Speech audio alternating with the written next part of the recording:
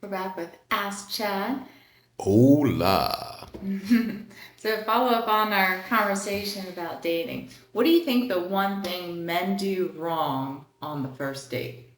Lead with their wallet. They usually have no game. They don't work on themselves. They look like a bunched up can of biscuits.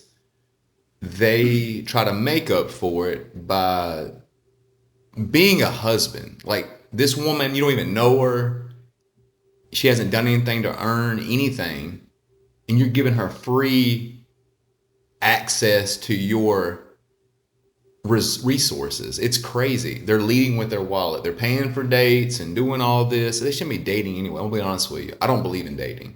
I believe in meeting up with a mutual interaction to see if both people are interested. Because if a woman's interested in you, she's not going to expect that from you. She's going to take leaps and bounds and come to see you and meet you halfway and all this stuff. If she's interested, she's going to show it. So you don't have to lead with your wallet. But to answer the question, men lead with their wallet instead of themselves. Like, what do they have to offer to? Why is a woman interested in them?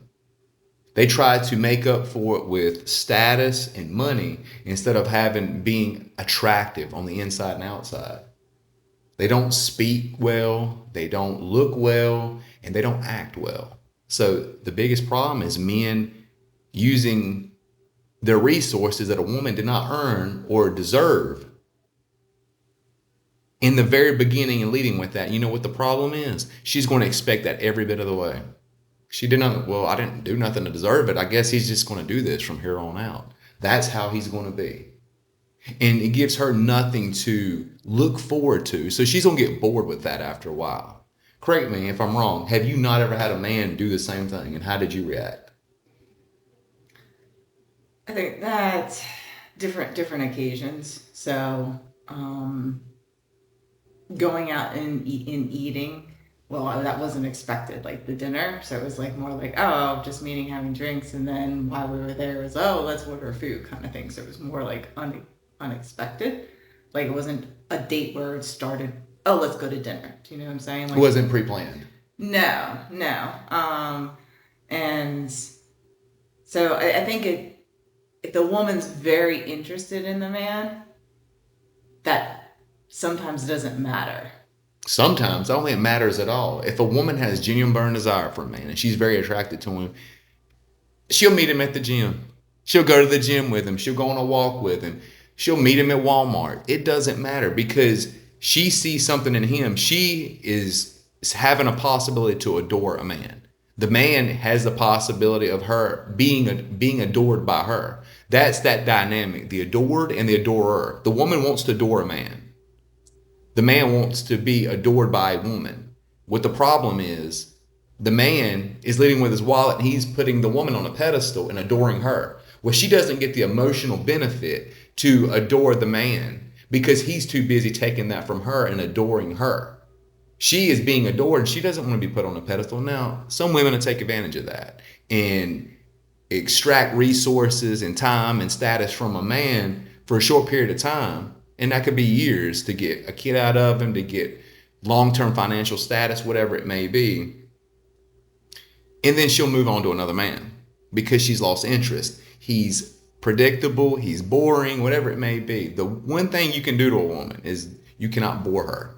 If she's bored with you, you've pretty much lost her at that point because there's nothing for her to have a desire for, to have an attraction for, to be able to tickle her from the inside, if you know what I mean. And if she doesn't have that for that guy, then she's not going to be with him long. She wants to be able to have that emotional giddiness and thought process like a hamster wheel going on in her brain for that man. Well, if the man's too busy taking that from her, then they both screw themselves at that point. And a lot of women expect that. They think, well, I want a man that's going to do that. No, you don't. If you did, you would have stayed with the last three or four or five or 10 that did it beforehand because they know the truth. They just don't want to admit it. You don't ask a fish how to be caught. You ask the fisherman how to catch the fish. And I think that's the problem is a lot of men are making the other mistake asking women or being taught by their mom or their grandma or their aunt or what have you on how to pick up women. Women don't even like women. So why is a woman going to help you get another woman? It's not going to work like that. You follow what's been going throughout history. Women like strong masculine men, and men like soft feminine women. Now, it doesn't mean that the man is doesn't have a side for compassion for the woman, and the woman is a pushover for the man. It doesn't work like that. But the dynamic, and it's similar to ours. I lead. I ask for your input on things, but who makes the final decision? You do.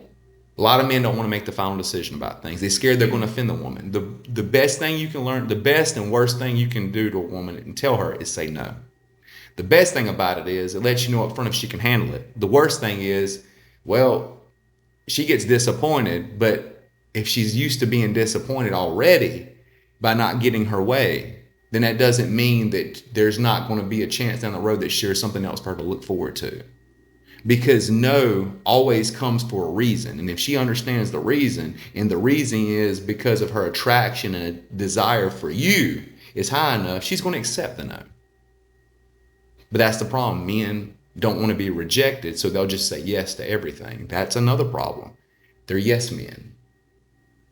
No is a single word sentence. It's strong, it's to the point, and it sets boundaries. And if you can't do that, that's another problem. Men don't set strong boundaries, and they don't want to say that word no. Because deep down inside, I mean, you don't want to disappoint a woman, but it just happens. Life's a disappointment most of the time. And if a woman ain't never been disappointed in her whole life, she's been given everything by a man, her mom or dad, whatever, and she finally gets to somebody that says no to her, it's going to do two things. It's either going to be like a smack in the face, like, wait, what is this? And it's going to pique her interest. Or it's going to be like, well, I'll just go find it somewhere else. She's not mature enough to handle the word no. So you do yourself a win-win at that point.